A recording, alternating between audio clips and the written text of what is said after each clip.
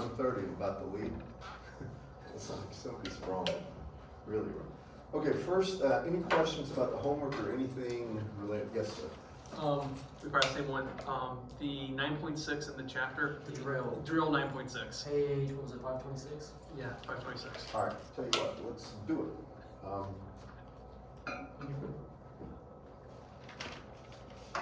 If you don't mind.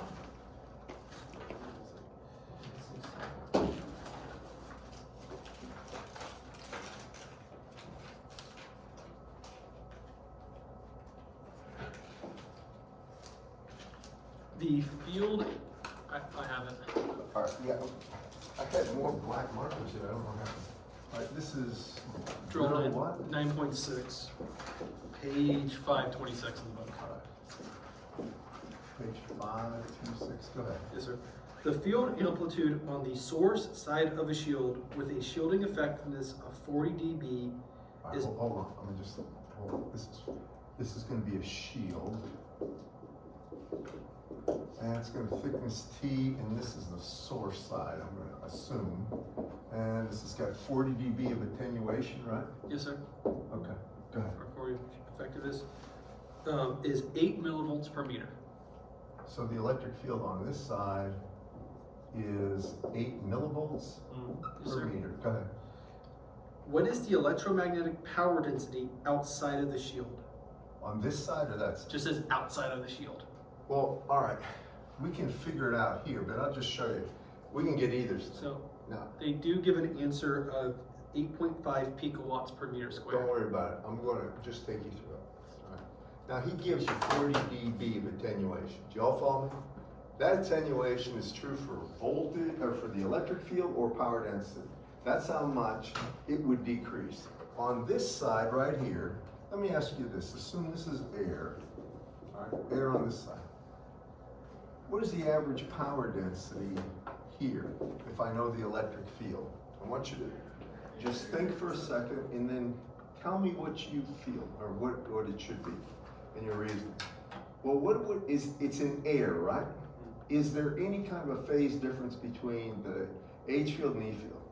In air, no, sir. No. Matter of fact, what do you know for sure? Here it's going to be 1/2, right? Magnitude of the E field, incident E field squared over 8 because we're talking about air, and I'm assuming, unless he states otherwise, that the intrinsic impedance is 125. Y'all with me on this class? I'm going to just call it 8 and that will be the actual power density.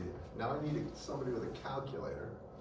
So the E field is 8 millivolts, so it's 8 times 10 to the minus third squared, 64 times 10 to the minus 6, divided by 2, and then divided by 8 Can you give me that power density, please? Does everybody understand what I'm doing here? 8.5 picowatts. This is 8.5 on this side picowatts, is that right? On this side? Wait, that doesn't seem right, hold on. Picowatts. 8 millivolts, it is milli, not micro, right?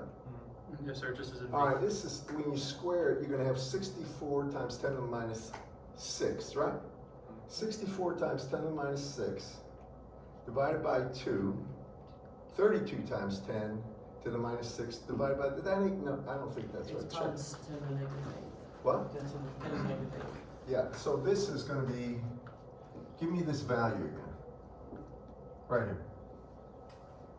8.5 times 10 to the negative 8.5 times 10 to the minus 8, and that would be watts per meter squared. Do you agree with this?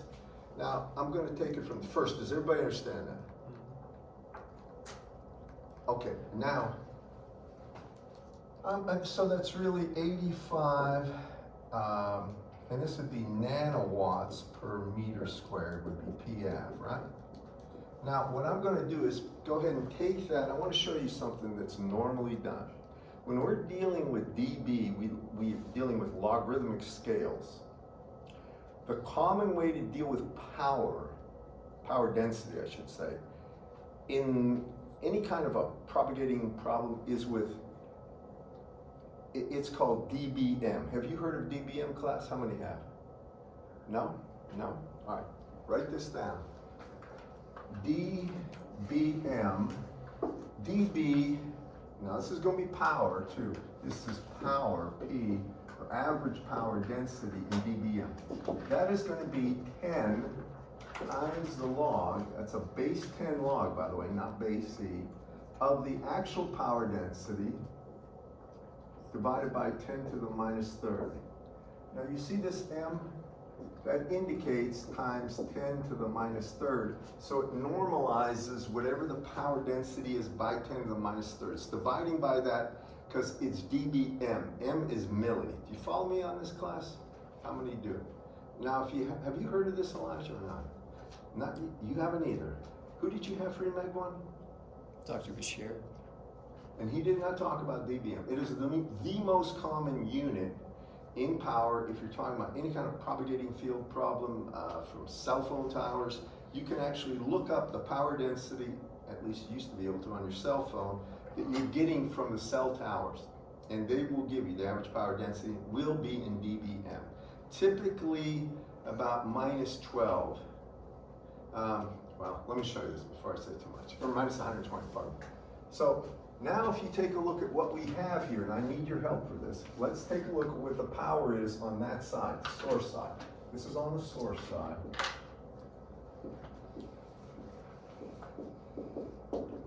Here we have 10 times the log, and it's going to be the power is 8.5 times 10 to the minus 8. And you divide that by 10 to the minus 3 and give that to me. And this would be in dBm.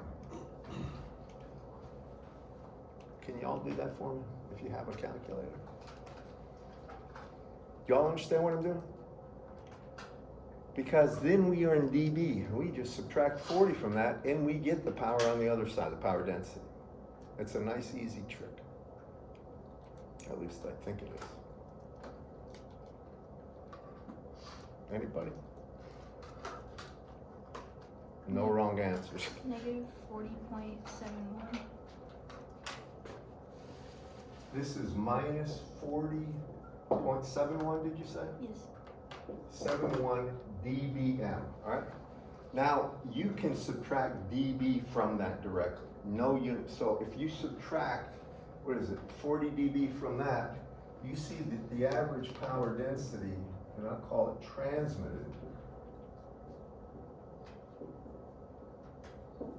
is going to be minus 40.71 minus 40, or it's going to be minus 80.71 dBm. I want you to just take a look at this.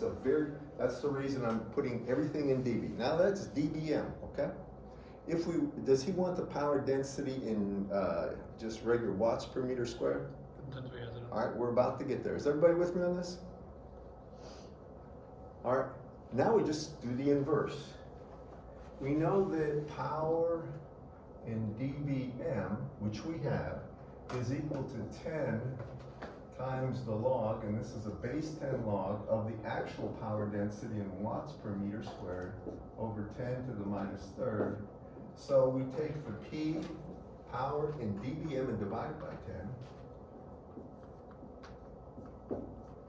And then we take that whole thing to the 10th, or we take 10 to that power, and then we multiply by 10 to the minus 3, and that is the average power density. I need your help doing this. So take minus 80.71 over 10. That would be minus 8.71. Take 10 to that power and multiply it by 10 to the minus third, and tell me what you get. 8.49 comes to the negative 12. 8.49, did you say? Yes. And that would be watts per meter squared. What is his answer? 8.5 pico. All right, he's off. All right, do you all follow me? So that's how you do it with dB.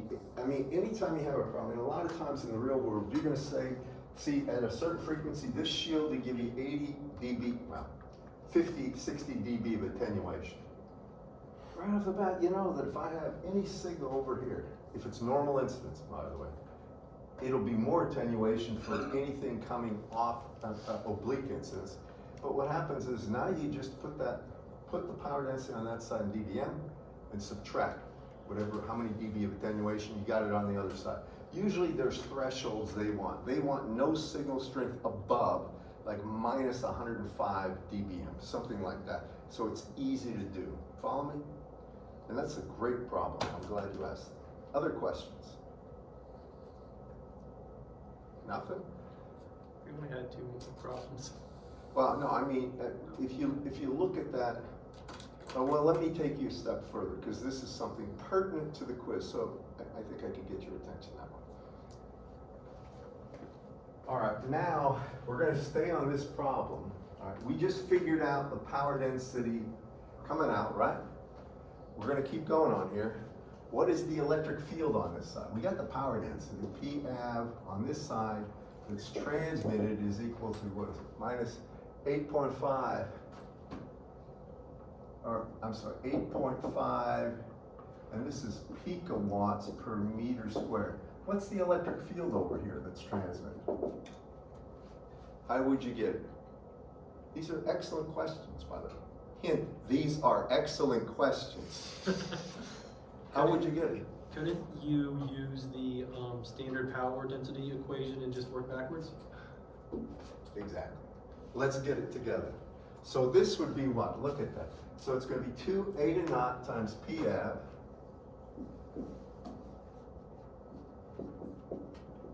Now this is the transmitted P-Av, right?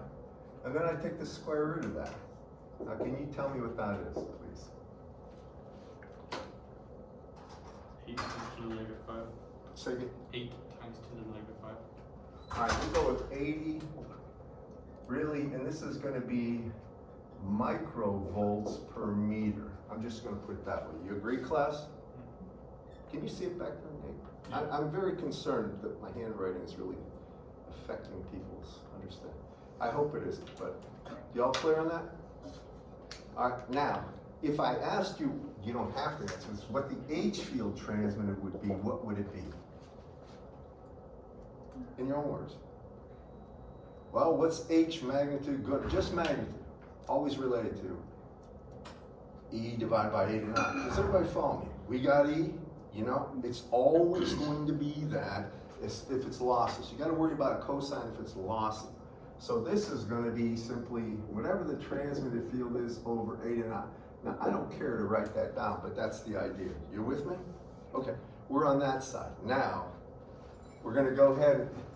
He doesn't say, does he say the thickness of the shield? No, sir. Nothing, right? So what is, he says the shielding effectiveness, right? I'm going to make an assumption. I'm going to assume that this is one of those one bounce kind of things. I worry about an electric field coming here and hitting, but I don't worry about multiple reflections and anything being really any substantial amount of power or field being part of that. So it's a one bounce problem. You with me, class? Or a direct line. And if that's the case, I'm going to come here. Now,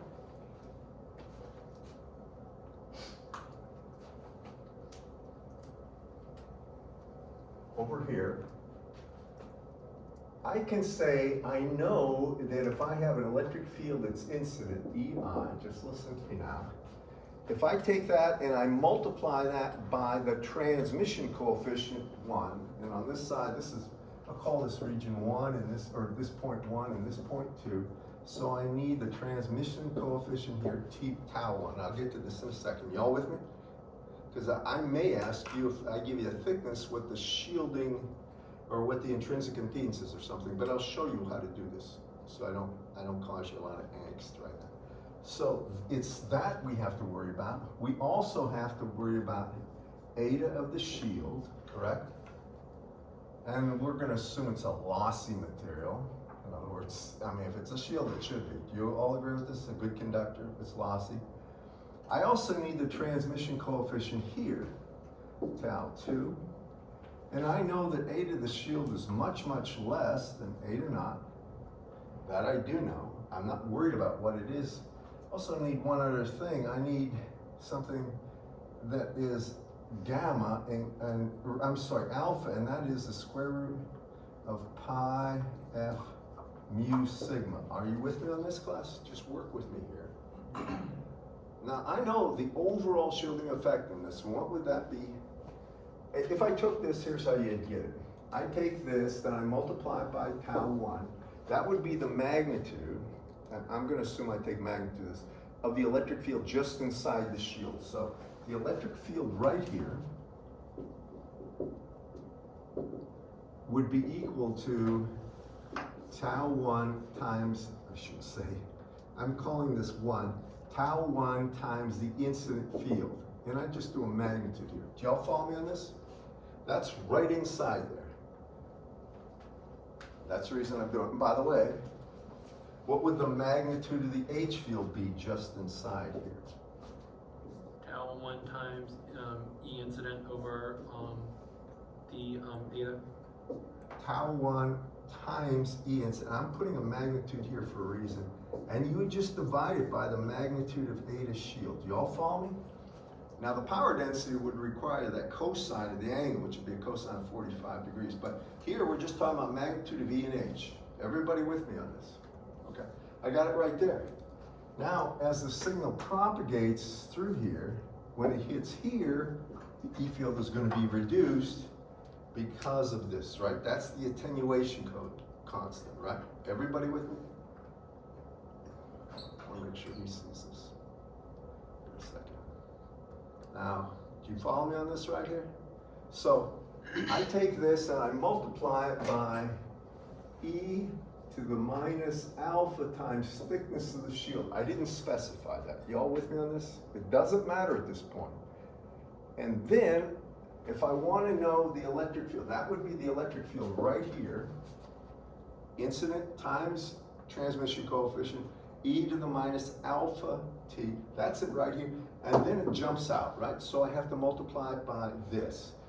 This almost always is 2. Almost always, because the shield, because actually this shielding intrinsic impedance is so low. When you take 2 times the impedance you're going into, that's 2 times eta naught, then it's over eta naught plus eta shield. It's really over eta naught. It's 2. Y'all follow? Just about 2. But I'm going to leave it as tau 2. And we know the shielding effectiveness, and remember this is voltage right here, so it's volts per meter, is 20 times the log. If it was power, it would be 10 times the log. Are you familiar with this? Okay. So it's 20 times the log of the incident electric field over the transmitted electric field. You'll notice the incident electric field will cancel. It's going to be tau 1, and I put a magnitude here, times tau 2, times E to the minus alpha t. And so that's the shielding effectiveness, and you can cancel E. Do you agree with that, class? Okay, now, if I know this, which is 40 dB, right? I can take 40 by 20 would be 20, right? I'm sorry, 40 by 20 would be 2, and that means I can take 10 squared would be equal to 1 over tau 1, tau 2, E to the minus alpha t. Everybody with me on this? Typically at this point, you can see that we're playing around with something where I got thickness and I got alpha, and alpha is a function of really sigma, right, and the frequency. If you take a look at that, square root of pi f mu sigma, right? So that's a material property I have to worry about. Tau 2 will be 2. Tau 1 has to do with the intrinsic impedance. It's another material property. So what I basically have to do, if I was to ask you to calculate something about the material property based on a 40 dB, I would have to specify for a given thickness and a given frequency. Do y'all follow me? And then you can back out those values. But this is the way to think about it. Y'all with me? I'm not gonna, that's a little more complicated than I think need be done here, but that's the idea. Now, if I asked you, listen to me, if I wanted the electric field here, can you all get it? All right, we're assuming we know the electric field on the source side. Y'all with me? If I ask you for the magnetic field there, can you get it? just take the electric field magnitude divided by the Yeah. intrinsic, or the eta shield, basically the intrinsic impedance of the shield. Y'all with me? And if I wanted the power density, now that would be inside the shield. What's the one thing? Right here, or any point in the shield, now you would say the average power density would be 1/2, right? You always get that in. And it would be the magnitude of the E field at that point. So I'll just call it E at point 2. And it would be squared. You all with me? Then you divide it by the magnitude of the shield impedance, right? Now listen, then you're going to take the cosine of the angle associated with the shield. That's almost always 45 degrees. So it'd be 1 over square root of 2, the cosine of that. Now this is assuming you know the electric field there. You all with me on this, class? But that would be the power density. And I hope I've covered enough ground here so that anytime I wanted the electric field power density or magnetic field anywhere through here, you could get it if you knew the intrinsic parameters of the shield and the frequency. Y'all with me, class? So I'm betting on that. I'm hoping on that. And I try to make these problems something that if you do understand the concepts, any type of question I ask you, you can get the answer to. But sometimes you have to work in reverse order. I give you the typical answer, you work backwards to figure out something else. I give you the field on this side, or the power density, you tell me the field here, and maybe here. Y'all with me? So you gotta be able to do these problems forward and backward, you might say. Reverse engineer and forward engineer. And I'm trying to be clear about this. Good with that? Now, is there any other question about any of the homework? Because these problems shields make perfect sense to come after that reflection from normal incidence, right? Because typically, that's exactly the kind of problem you're going to have, but it's now we've got to worry about attenuation in the shield as well as just reflections. With me, class? All right, so I did oblique incidence TE mode last time, correct? I only gave you a couple problems to take a look at. A lot of you probably didn't do them because it's not going to be covered on the quiz. But the next part that I'm going to talk about is TM polarization.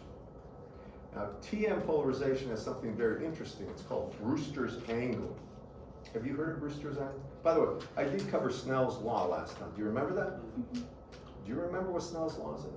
Let me erase this before I go down this path too far.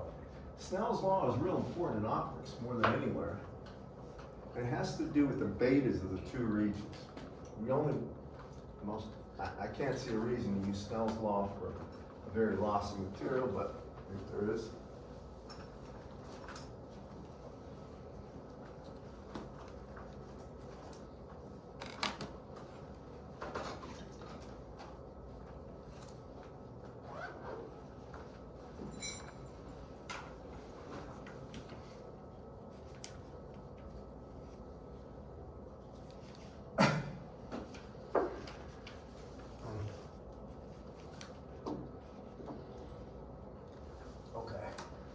Now, so I want to just restate Snell's law, then move on, because this is a real important find. All right, so Snell's law is really beta 1 sine of theta incident. This is a barrier problem, is equal to beta 2 times sine of theta transmitted, and this is lossless case. And that's what we're talking about is this. We have region 1, region 2, and if you have an incident angle, you're going to get a transmitted angle here. And for the electric field, and it will not matter if it's TE or TM polarization. Y'all with me? Now, typically what they do is just put beta 1 equal to omega square root of mu 1 epsilon 1, beta 2 equal to omega times square root of mu 2 epsilon 2, and the omegas cancel. Are you with me on this, class? Do you remember me doing this basically? And then you get something that is actually the optics form of it.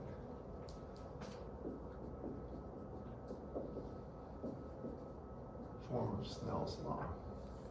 And if you think about this, the omegas cancel, and we're going to assume non-magnetic. And then you get this. You're going to get the square root of epsilon relative 1 times the sine of the incident angle is equal to the square root of epsilon relative 2 times the sine of the transmitted angle. Are you with me? Now, there's something I want to talk about related to this. This is the optics form. And it's real important for a couple of reasons. You should have this kind of insight when you're doing any kind of work in engineering, especially if you're going to work with anything that has to do with radar or communication links. So let me show you something. This is a typical problem. Suppose I have water down here, and I have air up here. And I'm up here and I look this way. Well, this is actually not good. I'm going to be looking, or I'm going to shine a light this way. And this, if you look at this, this is the angle of incidence. Do you follow me on this? It's always measured with respect to the normal. You can call this region 1 and region 2. It doesn't really matter. And then here, the way this light would refract would be through this angle, theta transmitted. You all with me?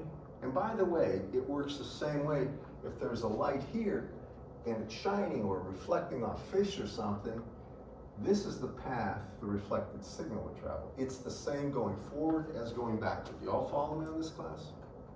So we're going to do something. For water, epsilon relative, at least for a lot of cases, is about 81. He'll say 80 or 79. It's about 81 actually. And it depends on the frequency. And what I'm going to do is this. I'm going to say, I'm assuming up here, I have a flashlight and I'm shining it down. And I want to see what the transmitted angle is. Now, I didn't say this, but there's a thing called the index of refraction.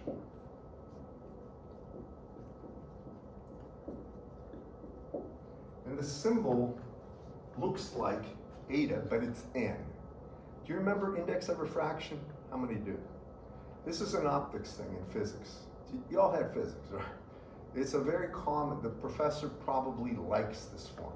Probably does not like the beta form for other reasons.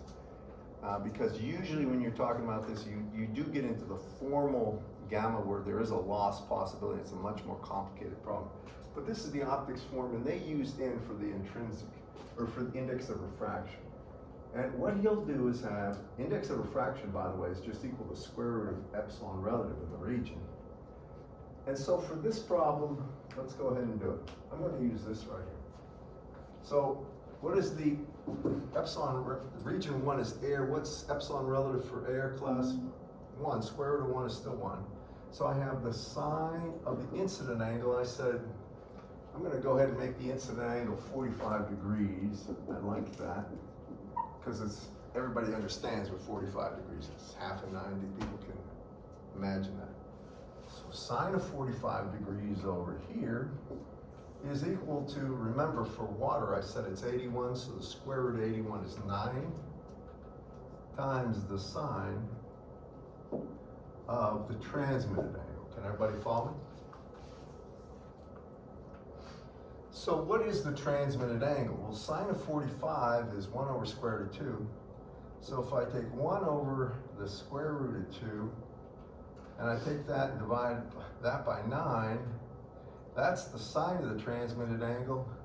Or if I take a times the sine, the inverse sine of this angle, I will get the transmitted angle, right? That would be the transmitted angle. What is that in degrees? Can somebody do that for me?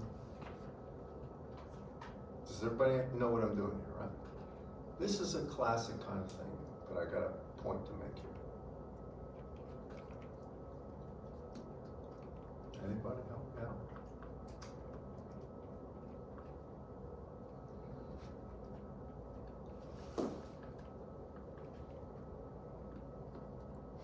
I got 9 degrees. 9 degrees? Anybody else? Did you do it? I was right again. Elijah, did you do it? So really, it's just take the inverse sine of 1 over the square root of 2 times 9. It sounds about right to me. 8 something, 9 degrees? Close? Anybody? What'd you get? I'm still working on it. Go ahead, take your time. You can just type 0.707 divided by 9, take the inverse of that.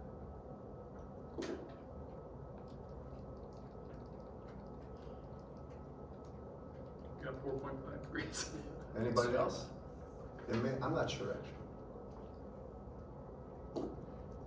And this is one of the things that I found to be so true is, it seems to me an obvious calculation. People can somehow find a way to mistype it or something. 4.5. 4.5. All right, we're going 4.5 degrees. Now, here's my point. For this thing, here's water, and here's air. And here's the actual deal. So, if have you ever seen these guys shooting carp and stuff with a bow and arrow? Anybody? All right. So this is it's just bow fishing instead of bow hunting, you might say. And they have a big spool that rope peels off of. When they look, if they look and assume that the light did not refract from here, they would think the fish is here. Follow me? I'll just shoot the fish. If they did that, all right, they'll completely miss. The fish is here. That's how come they always tell you to shoot under it. Have you ever heard of that? As a matter of fact, with guns, with real guns, I guess this is World War II more than anything. If something was in the water coming at them, like a torpedo and something, they aren't going to shoot right at the head of the torpedo. They're going to shoot in front of the path. So literally, and I don't know if I know that they did this for a variety of reasons, but what you have to do is understand, because of that refractive problem, if you look at something, it is always deeper than it looks, much deeper. That's something very important to know. Okay, and that was an application. That's something that's, at least you can imagine this, and you can go into a pond and just take a look, stick a stick in. That's what I did when I was a kid. If you look and push a straight stick in there, it looks like it breaks right there. It goes down. Has anybody done that besides me? Okay. And it's kind of interesting how that is caused by a different value of epsilon relative ultimately in the regions. Now there are some things, and I'm not going to get into this. You notice how that wave, where basically the light breaks towards, the larger the value of epsilon relative, the smaller the angle, or the less it varies from the actual vertical. Follow me? But there are materials called double negative and single negative. These are exotic materials where I've got to show you this because I wouldn't be doing my job if I didn't. Here, if you have air, and this is a double negative, it's called double negative or single negative material. It means the values of epsilon relative are either imaginary, J, and this is kind of crazy, both mu relative and epsilon relative can be imaginary. So when they're multiplied together, where the square roots can be, you get a negative value. I'm just going to tell you, I'm not going to get into it. This has to do with some high-level theory, and it's in the frequency domain. Here's what can happen. If light's coming in this way, instead of deflecting like this, on this side of the normal, it'll deflect this way. You all follow me? Now, how can that be? Trust me, it happens. These are due to it's an odd effect, but at a given frequency, you can get this because the epsilon relative value, the square root of epsilon relative, will actually be either imaginary or negative. It would actually be the square root of epsilon relative, mu relative for a double negative. And I can tell you it happens, but these are exotic materials. They don't happen in nature. They happen only when we contrive things to make it happen that way. Now there's something else, I might as well just tell you this because I'm gonna have to at some point. Have you ever seen, what was the movie, Predator? It was a monster, comes from some other planet. There's one thing that they show, it's amazing how these guys kind of have an advanced knowledge of some of the stuff they're working on. This happened after that movie. So this guy, like, it looks like you're looking through them, but there's a shimmer, it's almost like the light's out of phase. If you've seen that, you know what I mean? It basically looks like there's nothing about the intensity or anything is wrong. It's something that's almost obliterated. Now here's the wild stuff about this. Duke University's done this. They actually built something like this. It's called cloaking. And here's what happens. If you have electromagnetic energy coming there, it literally goes along the skin of that material and comes out the conjugate point. So it literally looks, if you have a flashlight here or a radar, and there's a material that's cloaking, it would take that beam and just move it like this way. Now, the only thing that happens is now there's a phase difference from what it would be if it went right through. And it'll cause it to like shimmer. It's weird. Have you ever seen stuff with heat in the summer where you look and it looks like there's almost waves and bleariness? Well, that's sort of what's going on there. It's more to that, but it's an index of refraction problem, a change in that. Intensity doesn't change, phase does. And here's the crazy thing. With basic radars, they don't know. With your eyes, with optics, they might be able to find it, all right? But cloaking is something that's very interesting to the military for an obvious reason. I mean, it's not just radar absorbing materials, stealth materials. Cloaking is the real deal. They would love to have a plane parked somewhere or a drone right there just looking at everything and nobody knows it's there. That's what they'd like, but that ain't, as far as I know, realizable in this day and age. By the way, the first time I ever knew that they came up with stealth technology wasn't because I read it in a journal or anything. It was the first Gulf War. And all of a sudden, Iraq's getting bombed and Peter Arnett, you're too young to know about this, is in Baghdad. They don't, you know, there's nothing on radar. They're getting blown up.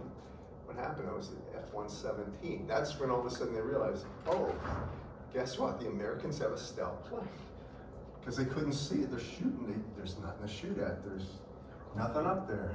And I remember when that plane, I remember the summer before, actually, before that happened, I'll never forget this.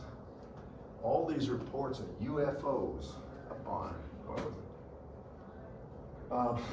Wheeler, these are lakes up there by Huntsville. They're off the Tennessee River. Do you know what I'm talking about? There's Wheeler, Wilson, what else?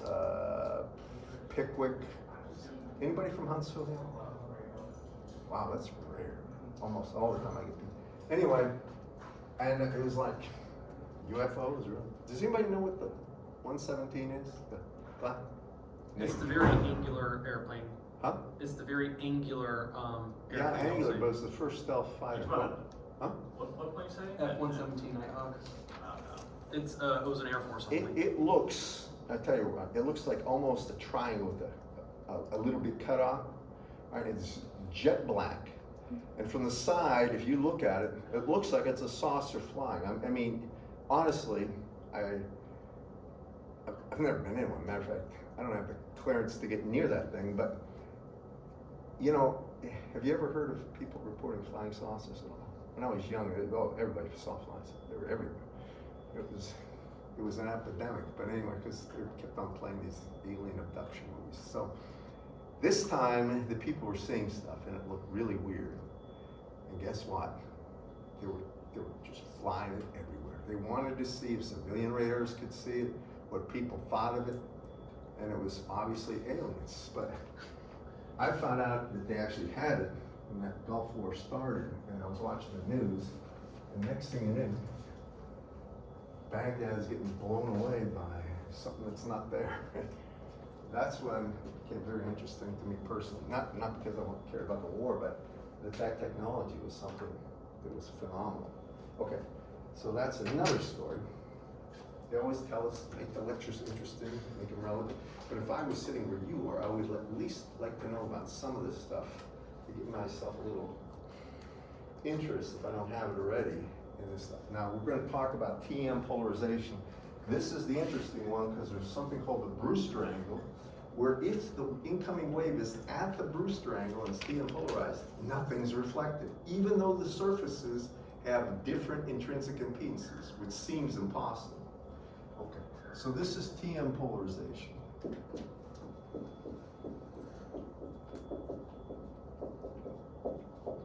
Okay, here we go. So,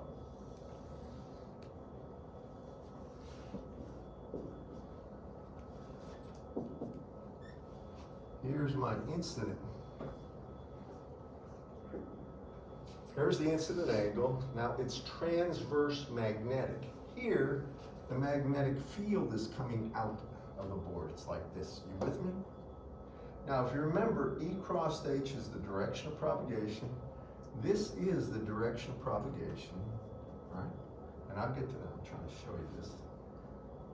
Since I had this operation, my handwriting has gotten to a point of being almost unreadable. You with me on? The electric field has to be in this direction. It has to be perpendicular to both the H field, which is out of the board, and the direction of propagation. You with me? So this is the incident E field. Now, the angle of incidence will be equal to the angle of reflection. So here, this angle will be the same thing. I may as well call it theta incident. And here, that's the direction of the electromagnetic fields. After it bounces, it hits here, and it bounces here. You with me? The magnetic field in this case is in to the board. The H field is in, H reflected is in, and the electric field, if you think about it, would be in this direction. So this is the actual reflected electric field's direction. This is in your book. If you look in your books, in chapter 6, last part of chapter 6, it's going to have TM polarization. You can see it. I don't know if you have books, but you can take a look. And then there's going to be, of course, the actual transmitted angle. And there'll be an electric field just like it'll have the same sense as the electric field, magnetic field of the incident wave. The electric field transmit will be in this direction, and the magnetic field will be out in this direction. Can you all follow me? Now, it's in the book, trust me. So, this is different than TE. For TE, the electric field is out, right? For TM, the magnetic field is perpendicular to the plane, and the electric field is in the plane of propagation. It takes a little time to really see this. So, I'll go through, I'm just going to go, I can write all the equations, they're there, but I got to show you something. So when we do this, if we talk about the incident magnetic field, they're always going to have, they like to write everything in terms of the electric field. So it's going to be the incident electric field, I'll call it that, just E naught, and it's divided by eta 1 here. And then it will have the form e to the minus j beta 1, and I'm going to call it z hat incident. Now z hat incident is, for this one, is the same as z hat incident for the TE mode. I know you're probably not intimately familiar with this because it's not that interesting or applicable to what you're going to be quizzed on, but the z naught or z hat incident here is going to be equal to simply x times the sine of theta incident plus z times cosine of theta incident. And I might add that the unit vector in the direction of propagation will be equal to the sine of theta incident, ax, plus the cosine of theta incident, az. Can everybody follow me on that, class? Same as before, exactly. I don't know if you remember this completely, but that's what it is. Okay, Now, this magnetic field is out of the board, it's in the AY direction. Y'all follow me? And remember, I put the magnitude in terms of E and eta, simply because the reflection coefficient, transmission coefficients, are always ratio of transmitted electric field to incident E field, not H field, remember that. Okay, now, to get the actual incident electric field, we do this, it's a plane line. We're gonna say it's minus eta, that would be eta in region 1, unit vector in the direction of propagation, which is that, times the sine of theta incident AX, plus cosine of theta incident AZ. It's that, bless you, crossed into the magnetic field, which is E naught incident over eta 1. Those will cancel. And then it's going to be E to the minus J beta 1 Z hat, or Z prime, AY. Now just put this down here. I'm going to write down what this comes out in a second. But if you look at that for a second, you can see the eta 1s are going to cancel. That should be evident. Y'all with me, class? It has to. So what do we actually get? Well, that means the incident electric field, if I do this, the eta 1s are going to cancel. I have sine of theta incident, AX cross AY is AZ. So now I have, and I'll put E naught incident here, because the eta 1s are going to cancel. And now I get, really, it's going to be sine of theta incident AZ, but it'll be negative. Oh, wait a second. It is negative. And then it's going to be plus, I have AZ crossed AY is minus AX, but there's a minus sign here. So that's going to be equal to plus cosine of theta incident AX. And then you're going to get the E to the minus J beta 1 C hat prime. And that's what it is. Do you see this in his book? I'll tell you where it is.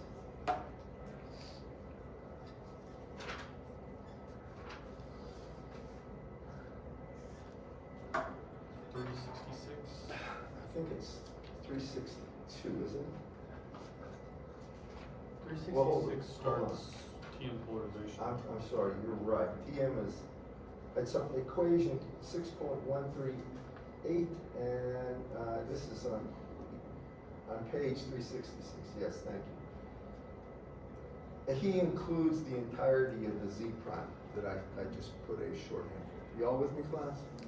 If you look at this, there's also the reflected and the transmitted field, but the real thing I want you to take note of is what it gives you, the reflection and transmission coefficients in 6.141 and 142 on page 367. Write that down. And I got some things to show you. So, you all see this? So after I write all the field equations, which I can spend some time doing, and then manipulate them, I can get reflection and transmission coefficient just like I did last time. All right? So here's what it comes down to. Now this is for this polarization. And there's subtle differences here from the TE. For the TM polarization, the reflection coefficient for TM, which is a ratio of the reflected field to the incident field magnitude. Now, the way I always do these, I always think in normal instance, eta 2 minus eta 1 over eta 2 plus eta 1. That's where I start. So I have eta 2 minus eta 1 over eta 2 plus eta 1. And now the weights. Before, this was going to be cosine of theta incident, but now it's cosine of theta transmitted. Look at that one. This is going to be cosine of theta transmitted, and this is going to be cosine of theta incident Here it's going to be cosine of theta transmitted plus, and this is cosine of theta incident. Do you see it in the book? Who has it? You do. Take it. Do you see it? That's important. Very important. That's not theta incident. That's theta transmitted. This is real important. And by the way, for the transmission coefficient for TM, it's different too. Now, watch this. It's not just double that. It's going to be 2, a to 2, but then it's going to be cosine of theta incident. Take a look at this. Then it's over a to 2 cosine of theta transmitted plus a to 1 cosine of theta incident. Do you see that? All right, that's because look, normally you just take this term and double it, right? You'll notice the argument changed there. You all see that? Can you see it in your book? I'd almost circle that and say, watch out. You know, this is where mistakes are made. So, I didn't prove the whole thing. I want to get to the point. Now, this is important. So, there is something that's very interesting that happens for TM wave that doesn't happen for TE wave. And that is complete transmission, or at this point, there is at Brewster's angle, the Brewster angle, total transmission.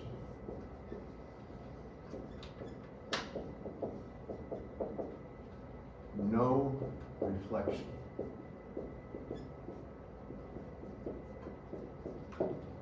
Now here's the dangerous thing. So no reflection,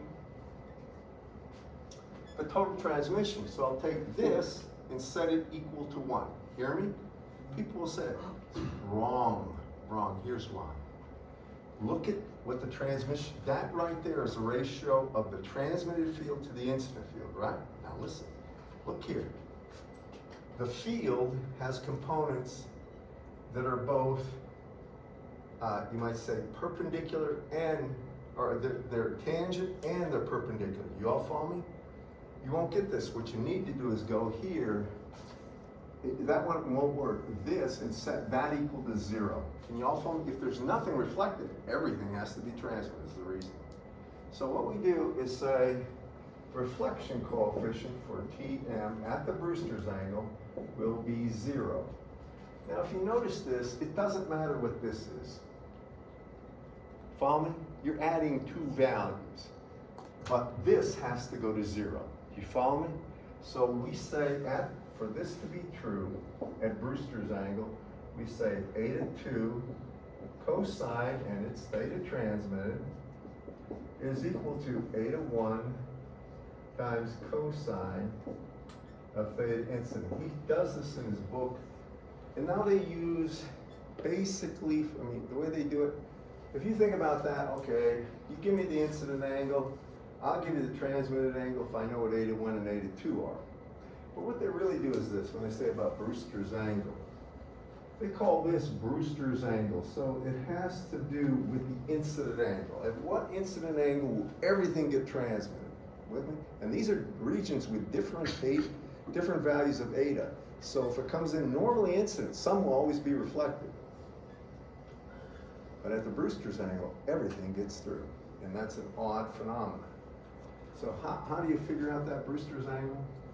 Well, what they'll do is this.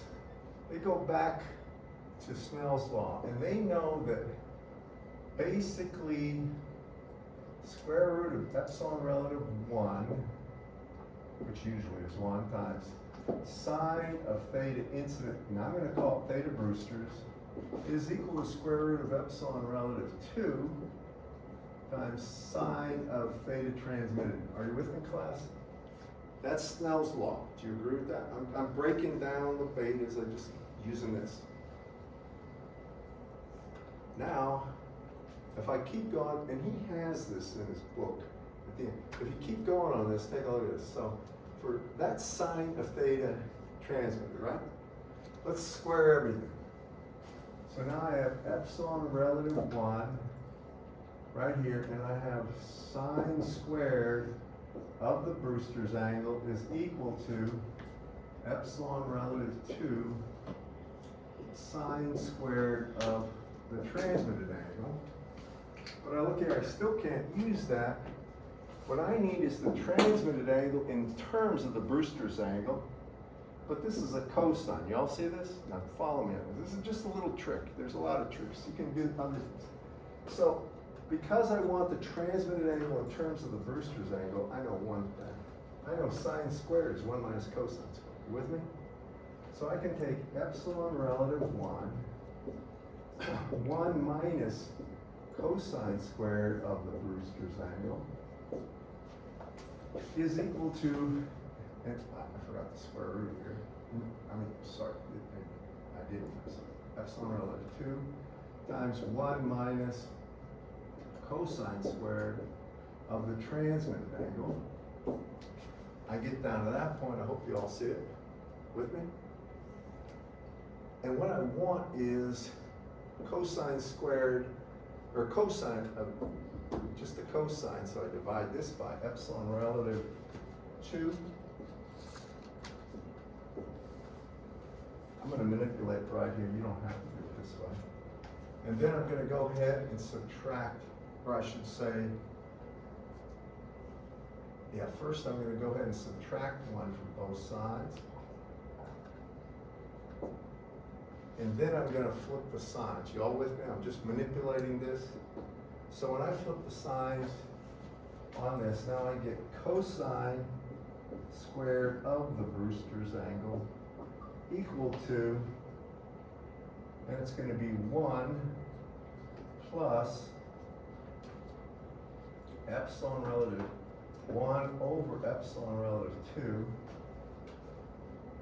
and it will be cosine squared of the Brewster's angle. Now, I'm not trying to drive you nuts, but I'm just trying to show you, you can manipulate this way. Y'all with me? And now we got to solve for just the I want to get cosine of the Brewster's, sorry.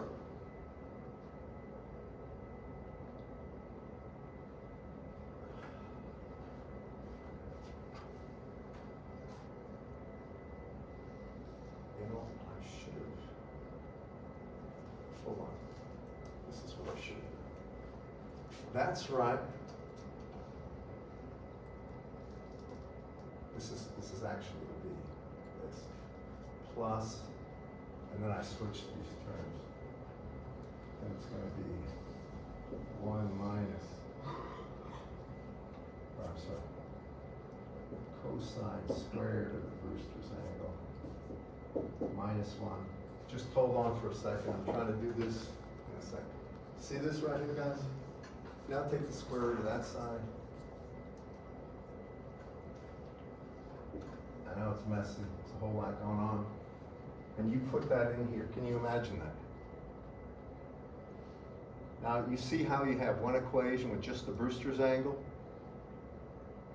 I substitute cosine, that cosine of the transmitted angle right here. I've 82 times that, but that is all in terms of the Brewster's angle, and this is the Brewster's angle. Y'all follow me?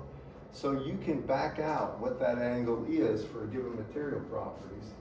And I want to tell you where this is in the book, so listen to me carefully.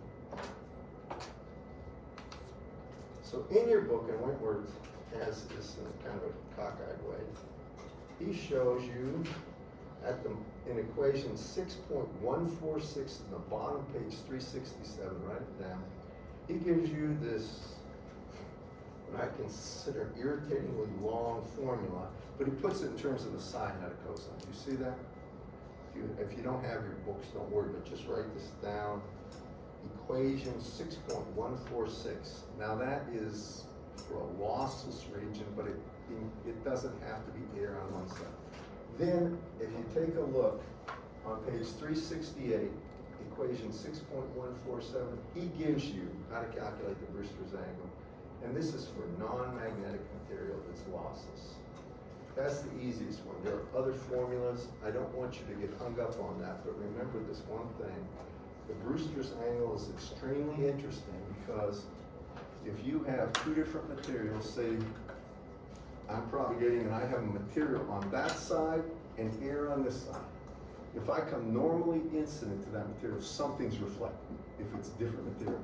But if it's TM polarization at the Brewster angle, everything gets through, which doesn't make intuitive sense. How can that be? Usually, as the angle is less and less normal, you get more and more reflection. But in that case, you get complete transmission, which is not intuitive to anybody. All right, you want your quiz? Good luck. So we're gonna play the game again. Nate,